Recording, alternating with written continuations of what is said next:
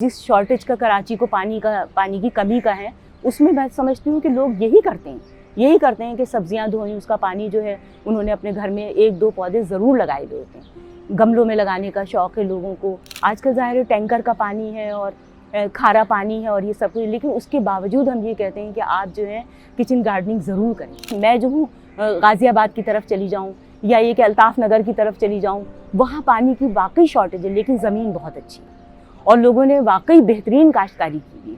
मतलब वो ज़मीन ऐसी है, वो ये कहते हैं कि हम कुछ भी डालें तो वो लग जाता है। घरों के बाहर आप चल सकते हैं, आप मतलब ये है कि मेरे साथ विज़िट कर सकते हैं, तो मैं आपको दिखाऊंगी कि लोग जो है ना वो इसी तरह से वही पानी इस्तेमाल करते हैं जो रोज़मर्रा का इस्तेमाल का है ना। अब जैसे मतलब मुँह धोया उन्होंने, तो वो ये कि बाहर निकल के उनके मर्द हजरात जो हैं, जहाँ उन्होंने पौधे अपने घर के बाहर लगाए में गली में, वो वहाँ पर मुँह धो लेते हैं, तो इस तरह से वो पानी उन पौधों को मिल जाता है।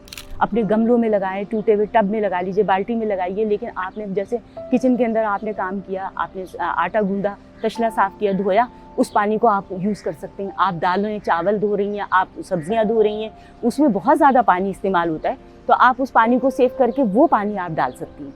इसी तरीके से अगर आपके पास घर में जो है एसी है और आप उस पानी को जो है किसी उसमें जमा कर रही हैं, किसी बर्तन में, किसी टब में, किसी चीज़ में, तो आप उस पानी को जो है वो बेहतरीन पानी है, आप उसमें काश्तकारी कर सकती हैं। और इस तरह से लोग जो हैं वो सब्जियां और मतलब घरों में अपने कोई ऐसे सायादार दरख्त हैं वो लगा रहे हैं। या मैं ये भी कहती हूँ कि देखें, एक दरख्त हर घर के दरवाजे पे होना चाहिए।